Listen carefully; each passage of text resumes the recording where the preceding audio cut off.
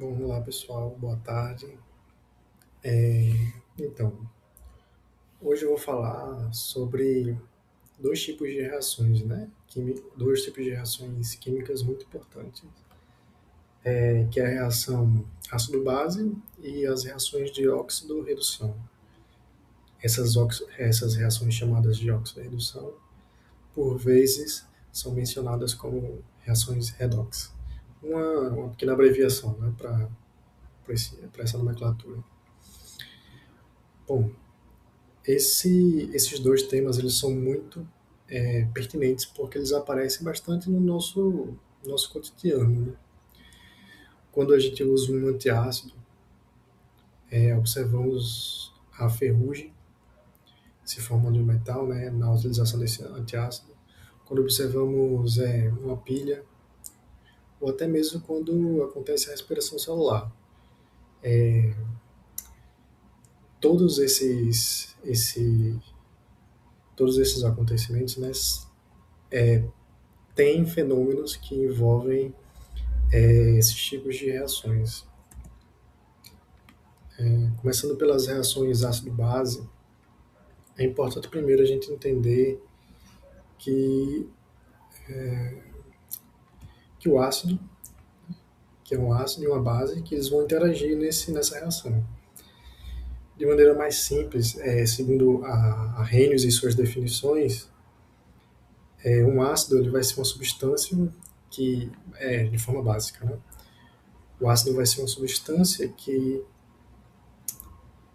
quando ele vai ser dissolvido em água, vai ocorrer a liberação de alguns íons de hidrogênio, que vai fazer o quê? O que vai aumentar essa concentração, vai aumentar essa concentração de íons na solução. E também outro exemplo é o ácido clorídrico, né, representado pelo HCl. Já uma base, que é uma substância, a água libera íons OH-, né, chamados de hidroxila. Deixa eu passar aqui. Portanto, assim, de uma forma bem resumida, podemos dizer que o ácido libera hidrogênio, íons de hidrogênio e a base vai liberar hidroxila, né? Hidroxila. Quando um ácido ele reage com a base, geralmente vai acontecer uma reação chamada de neutralização. Nessa reação, todos os íons de hidrogênio do ácido eles vão se unir com os íons da hidroxila, formando a água, justamente a água.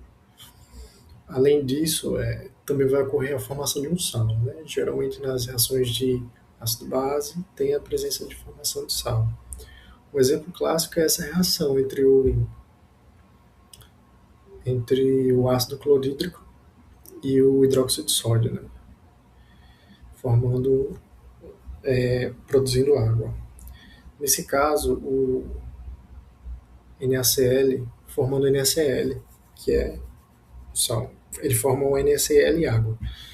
Nesse caso, o NaCl vai ser o cloreto de sódio, que é o sal, e dessa forma esses elementos reagem para a formação desse tipo de reação. Né?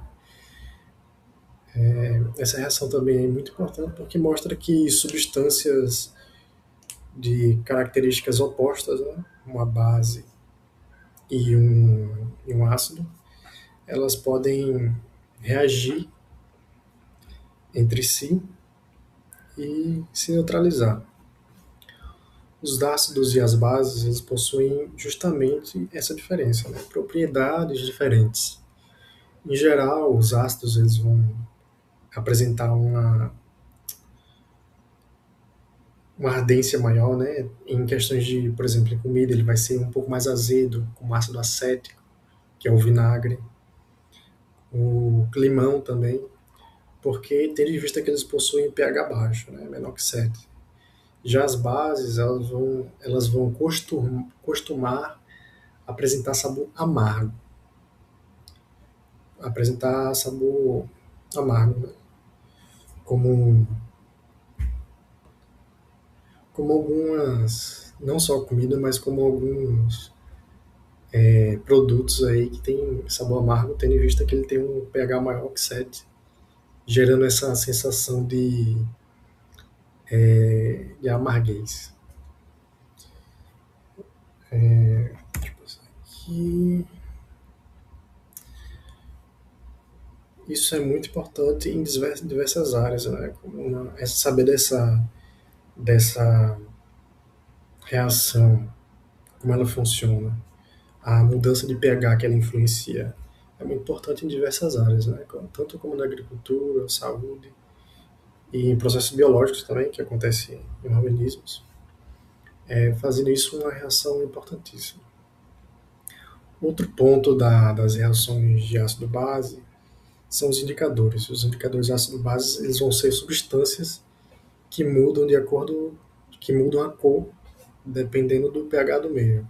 Elas vão servir justamente para mostrar se uma solução é ácida ou básica, né? Um exemplo muito conhecido na nossa área é justamente a utilização da fenolftaleína para titulação.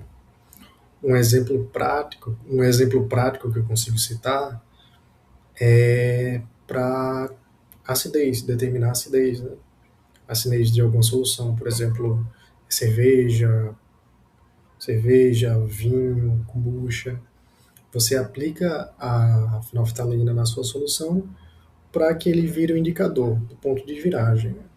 Que a partir dessa viragem ele vai mudar a cor e você vai conseguir determinar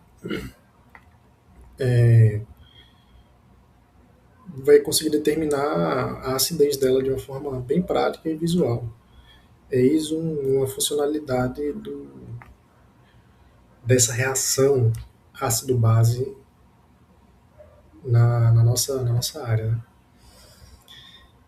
Essas reações não só são presentes em meios laboratoriais como o nosso, mas também muito presentes no nosso cotidiano de um modo geral.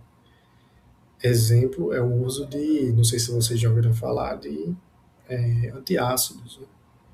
Quando a pessoa está com excesso de acidez no estômago, ela pode tomar um antiácido, que geralmente vai ter um caráter básico, e essa base ela vai reagir com o ácido presente lá no seu estômago, ajudando a reduzir toda a acidez presente lá, né? E também aliviando o desconforto. Isso é uma das funcionalidades do nosso cotidiano.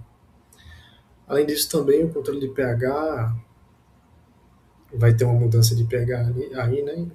Mais uma vez, indicando uma grande importância dessa reação. Agora, falando um pouco sobre as reações de óxido-redução, oxi-redução, podemos dizer que elas são reações que, em que ocorre uma transferência de elétrons, em que ocorre a transferência de elétrons entre as substâncias que estão nessa reação, né? Nessa reação sempre acontecem dois processos ao mesmo tempo, que fica meio implícito na sua denominação, né? Vão acontecer tanto o processo de oxidação como o processo de redução, ambos ao mesmo tempo. A oxidação ela vai corresponder justamente a essa perda de elétrons, enquanto a redução ela vai corresponder ao ganho de elétrons.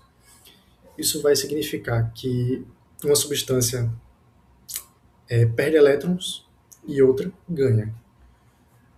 Por isso, justamente, o nome dessa reação, que sempre acontecem juntas. Dentro desse tipo de reação, existem dois conceitos importantes, né? O agente oxidante e o agente redutor. Ou seja, é aquela que recebe o elétron e por isso sofre a redução. Já o outro, o redutor, é a substância que provoca a redução ou seja, perde elétrons. Embora esses nomes, embora seja muito nomezinho para decorar, a reação geralmente é bem simples, né? Quem oxida, o outro acaba sendo reduzido, e quem reduz, o outro acaba sendo oxidado. Um exemplo super clássico da reação de óxido-redução é uma reação entre o zinco, é uma, é uma reação entre o zinco metálico, né, e os íons de cobre. Nessa reação, o zinco ele vai perder elétrons e se transformar em zinco 2+, enquanto o cobre, em forma iônica, ganha os elétrons, né, e se transforma em cobre metálico. Assim o zinco ele vai sofrer uma oxidação e o cobre vai sofrer uma redução. Portanto, aqui nessa reação, o zinco ele vai atuar como agente redutor e o cobre vai atuar como um agente oxidante. É uma dinâmica bem fácil de compreender. Por exemplo, essa reação é bem pertinente no funcionamento de pilhas e baterias. E também para analisar melhor as reações de óxido-redução, utilizamos o conceito de número de oxidação, né, que é o NOx, também chamado de NOx. Ele ajuda a identificar se determinado elemento perdeu ou ganhou elétrons durante a redução. Né? É um conceito bastante praticado e muito utilizado, tanto em áreas laboratoriais como industriais. E explicando ele um pouco de forma geral, quando o número de oxidação aumenta, ocorreu oxidação, ok? Quando o número de oxidação diminui, ocorreu uma redução. Assim, o NOx vai facilitar a compreensão e identificação das transformações. As reações de óxido-redução também são presentes no dia a dia. Eu acho que o exemplo mais conhecido de uma reação química que a gente tem de memória, né, tanto como criança como na nossa vida adulta, é justamente a ferrugem. Todo mundo aqui conhece ferrugem. Quando o ferro ele entra em contato com o oxigênio e a umidade, ele sofre oxidação, formando justamente óxidos de ferro. Esse processo de ferrugem é um processo que não é muito desejado, né, porque ele vai causar desgaste, enfraquecimento do material.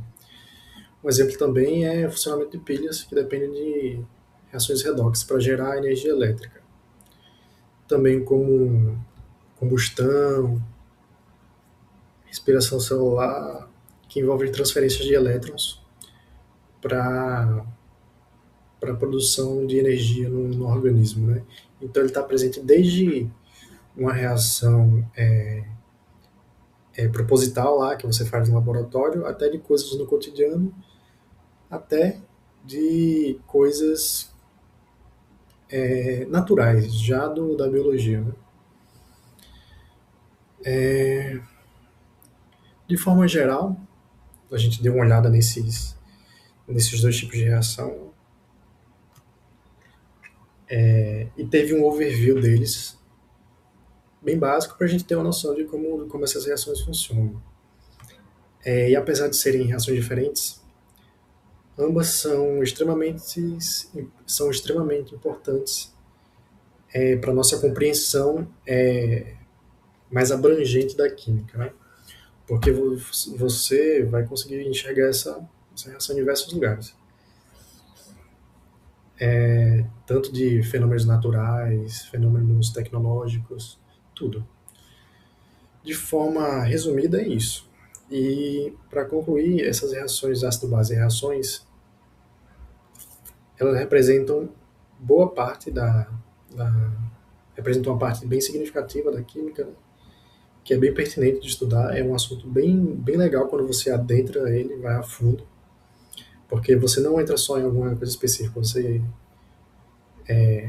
são várias nuances dessa, dessa, desse assunto, né? Tanto de combustão, reações de ferrugem, tudo. essa reação em organismos. E isso é importante mostrar que não está só envolvido em alguma coisa, né? É uma coisa multifatorial e muito presente em vários aspectos. É isso. Muito obrigado e essa é a aula.